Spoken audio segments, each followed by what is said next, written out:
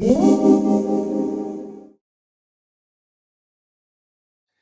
is one of my favorite videos to make. I really enjoy the process of assessing my wardrobe, identifying those missing pieces, and then creating a list of items that are really going to make an impact. I use my wish list as an accountability system to make sure that I'm guided to make smart and practical purchasing decisions. Not to say that I won't be tempted by something trendy and shiny. I know I will, and I'll allow myself to indulge, but I really want to make sure that instead of getting distracted every time I go out to shop, I know what I'm looking for, I know what I need, and I can get those pieces. Now for this list, there are certain items missing, and that is by design. When going through my closet, I realized that there were some items that were very well stocked. Excessively so. So I made a rule that I cannot buy those pieces. So items that won't be included on my fall wish list, trench coats. I've got one that I've had since I was 16. It's a beautiful trench coat. It's got a unique design on it because I ripped a hole into it while on a trip. It's practical, it's functional, I do not need another one. No black tailored pants. I've got about 16 pairs. That is more than any one human being needs. No brown or black leather pants. I've got that category fully covered. No cream knitwear. Almost every other sweater I own is cream. No human being needs that many. As well as no black boots. I have chunky black boots, I've got Cuban heel black boots, I've got lug sole black boots, I've got black boots with studs and buckles, I've got black boots in patent leather, black boots in smooth leather, cowboy boots in black. It's a lot. We're fully covered, we don't need anything else. With that out of the way, guys, let's go ahead and get into the video. Got my phone here. If I'm looking down, I'm just making sure that I'm going through the list in a coherent order. So why don't we start with accessories? 3 items on my accessories list, all handbags. So when taking stock of my wardrobe, I realized that that was an area in which I was truly lacking. Now listen, I'm not a handbag person. I know that there are those who have handbags in every color, every style. Some people collect them, and all of that is great. That just really isn't me. However, I recognize that handbags are very, very functional. And as someone who does like to carry a handbag every day, I definitely need to step up my game. So first up, we've got this Korean medium tote bag in black leather from Verano Hill. I've not purchased from this brand myself, however, I've seen it talked about online quite a bit, and I really enjoy this bag. It's got all of the elements that I'm looking for. This bag is checking all of my boxes. It's got a timeless design, yet it has some visual interest with the woven detail. It's the perfect size, being 13.8 by 4.7 by 9.1 inches. I also appreciate the functionality of coming with a crossbody strap, as someone who does enjoy being able to go hands-free. The design is also fairly unisex, which is something that I appreciate in a good handbag. When I'm looking for handbags, I tend not to focus on items that are trend forward, only because I don't have a lot of handbags, so they have to be able to go with a lot, and they're not something that I'm going to buy often, not even every year. So I want to make sure that I can have them in my closet for years to come, and I think I can definitely get that. Especially given the price point here, this is, for me, very affordable.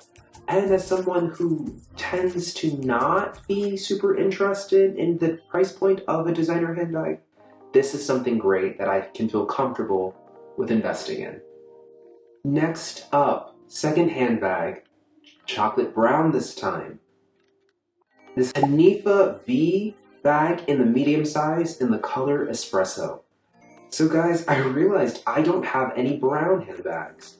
And since I've made a significant investment in more brown clothing, I want to make sure that I have a handbag that could work for those outfits as well. Hanifa did their thing with this bag. This is a work of art. And what I appreciate about Hanifa time and time again is that the designs always feel truly original. And you're able to get luxury items at a more affordable price point compared to other brands. Plus, the fact that it's a Black-owned business makes it that much more exciting for me. I love the geometry and the craftsmanship in this bag, although unfortunately it's sold out as the time of recording this video. However, I'm keeping my eyes out for this one because I really want it. It's coming in at $5.29, which is more expensive than the tote bag, but I think that this is very much worth the price. So next up on the list, we've got the Montefalcione Walnut Cow Print Leather Book Bag from ATP Atelier. ATP Atelier is a brand that I've been lusting after for about a year now. I love the fact that they merge perfectly trendy, whimsical elements with contemporary and classic designs. And even more interesting is that I had actually been on the market for a Dior book tote, but for myriad reasons decided against making that purchase. I'm so glad I did, because I love this book tote from ATP Atelier that much more. First thing that drew me to this bag was the cow print. As somebody who appreciates elements of Western in his wardrobe, this really spoke to me. I also felt that cow print is something that, while feeling a little bit whimsical, is never truly out of style, which makes this bag a good option for someone like me. I also appreciate the fact that this bag is leather, compared to other tote bags which tend to be canvas, which I have no problem with, but I will always choose to have leather if I can. The color is beautiful, the size is perfect. The price point is definitely the highest of all three bags, but that seems to fit in pretty well with the pricing that ATP Atelier normally goes for, considering the size of this bag. And that's $1,200. Alright, let's move right along into footwear. So first up on my list is a pair of sneakers. These are the Men's Premier Leather Low-Top Sneaker in light gray from Thursday Boot Company. I was introduced to Thursday Boot Company by a good friend of mine who had purchased a pair for her husband, and she really was raving about the quality and the comfort that came with the brand, especially because she had gone into the boutique in New York City and she was like, it was perfect. She really emphasized how amazing the leather was, and so that got me interested in the brand. What I like most about these sneakers is that they're leather and they're monochromatic, both the upper and the sole, which to me gives a very sleek and sophisticated look. This is what I can envision myself opting for as an alternative to an all-white sneaker, which has typically been my go-to. I'm a little bit tired of that now and thought I would switch out for something a little bit different. This light gray still functions like a white, so I think it could be equally as versatile. And I have to say, I love the price point. $129 for a leather sneaker is definitely not bad at all. Staying on sneakers, I found myself yearning for a fashion sneaker, which is highly unlike me since I don't often reach for sneakers. I tend to wear boots, although I'm realizing now that sticking with boots really limits the possibilities of my outfits. So I thought, why not look for a fun sneaker in maybe a bright color? And since color tends to be lacking for me, I thought it was a great idea. So upon me going through my search, I stumbled across these Nike Cortez sneakers in this fantastic blue colorway. These are absolutely amazing. I love the color story here. The Cortez has been a style that I've been attracted to, but never made the purchase because I was opting for things like the Converse Hike. I purchased a pair of Golden Goose sneakers. I purchased a pair of Jimmy Choos when they were doing the diamonds, which I love them, but I just love the pared down retro vibe of the Nike Cortez. And since I own blue as the predominant color that I do wear, these will be a no-brainer and will go with most everything in my closet. And at 90 bucks, I think that these are definitely a good option.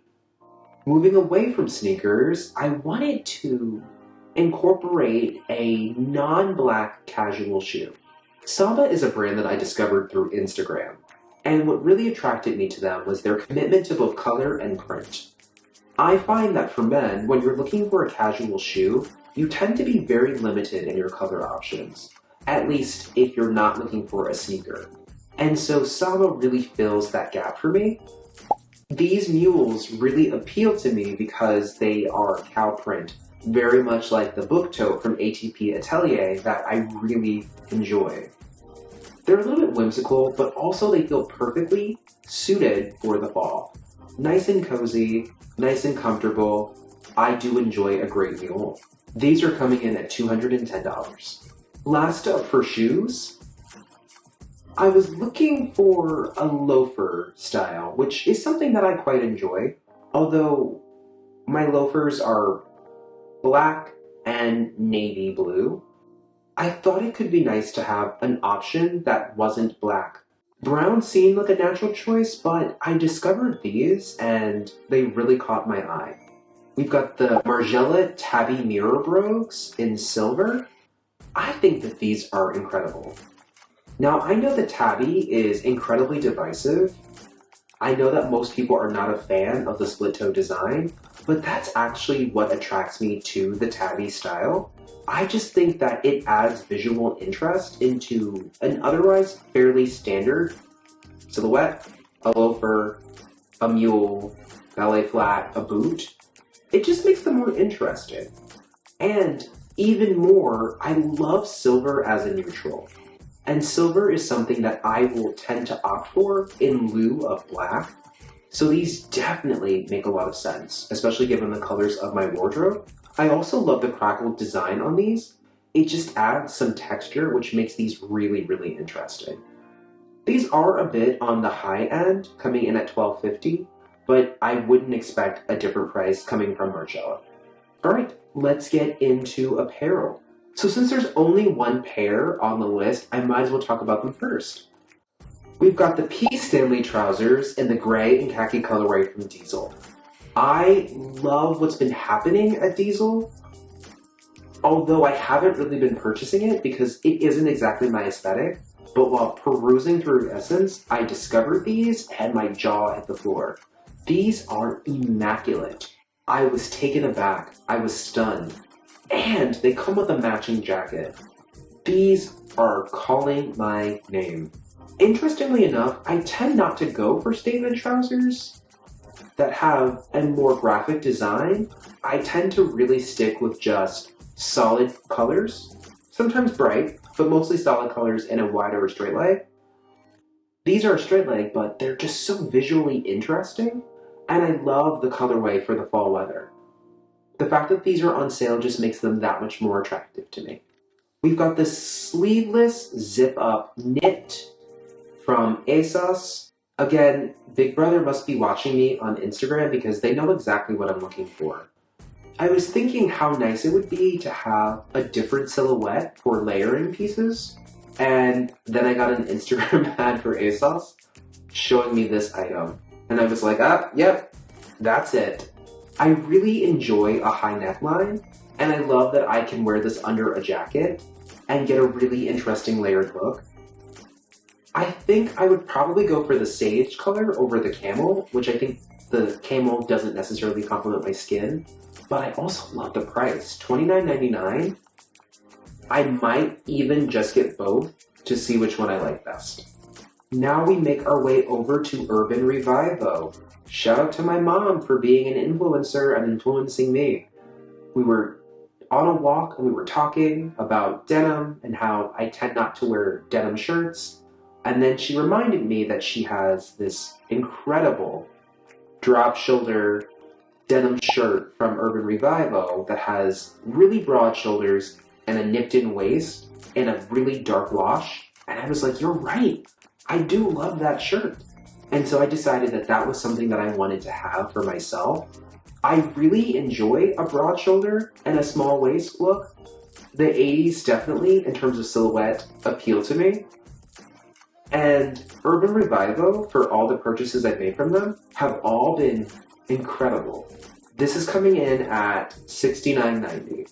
But a word of warning, if you're watching this video and you are thinking about going to purchase this shirt, make sure you check the sizing. I think for me, I typically wear a size small, but I would need to, for my own proportions, purchase a size large in this. So just keep that in mind with Urban Revivo. So it's probably shameful to admit, but I think I check CASA's website at least once per week, and I'm always curious to see what they have. As I've been maturing, I've been really liking the aesthetic that CAS brings, where the pieces are effortlessly cool, can be casual, can be worn in a dressier fashion, truly epitomizing that Scandinavian vibe. And I saw this and I burst out laughing because I just said, you know what? You can always trust CAS to interpret runway trends in a way that feels very wearable. One of the trends that I talked about in a previous video was the rise of the necklines, particularly the funnel collar, and here we go. I love this interpretation of that trend in this cotton poplin white shirt. I love a high neckline. I love showing off the length of my neck, and this does that perfectly. And at $135, that's fairly standard fare for CAS, but I always find that CAS's quality is absolutely fantastic. I also think that this is super easy to style. A white button-down shirt is definitely a workhorse in my wardrobe. I love the fact that I have a collection of white button-down shirts that are all a little bit different than what you typically see. And this lends itself well to that, and is something that I could see myself getting a lot of use out of. So sticking with CAS, I came across this cardigan in this beautiful vibrant blue. Bright colors definitely work well for me, and blue, I would say, is probably my best color. And when it comes to knitwear, I find that I'm always buying cream or neutrals. So I'm making an intention to invest in knitwear that comes in interesting colors. I would be open to a bright red if I find one that I like, but this blue is definitely checking the box for me. I also appreciate that small waist design, similar to the Urban Revivo denim shirt without the broad shoulders. As someone who gets lost very easily in oversized knitwear, I like the fact that this still has a relaxed and comfortable fit, but you're not going to get lost in excess fabric. This is also $135. So if you haven't shopped in Tire Studios before, I highly recommend that you check them out. And Tire Studios is really a great brand for subversive basics. I really enjoy the fact that they take traditional elements, change the cut, do the shape in a more oversized way, and suddenly you've taken something that feels very classic, and now you've made it edgy and trend forward. I'd also argue that the price point tends to be pretty good, considering the design that you're getting. What attracted me to Tire Studios this time was this fluffy quarter zip. This is so plush looking, and I was like, ooh, I definitely need this. Since it's a fluffy knit and it looks like shearling, I prefer this texture in a cream anyway. I tend not to gravitate towards it in more fashion colors. This one is $298. Last on my list is one outerwear piece, and this is from the Frankie Shop. While I don't prefer faux leather in my outerwear, I strongly prefer genuine leather. I will admit that there was a trench coat I purchased from Zara years in the past. It was faux leather in a navy color, and I wore that trench coat to death. I loved it so much. And when I saw this one, I was reminded of that faux leather trench coat I purchased from Zara. Although, I think I might like this one better because this crackled detail and this rich brown color, chef's kiss. It looks incredible. It is currently out of stock, but I set it up to be notified when it's back in stock because I need this today because it's just that good. This one is $6.89. Although if I can't get this one, they did have another option from Sportsmax, I believe, which was a more cropped silhouette, but with the same crackle finish. And I think that that's what's really doing it for me. I love that texture that that crackled finish creates. Alright guys, and that brings us to the end of my fall wish list. Which of the items on this list was your favorite? You'll also have to let me know in the comment section down below. What items are you looking to incorporate for fall? Dying to hear your thoughts. As always, be sure to like, subscribe, share with a friend, and I will catch you guys in my next video. Bye.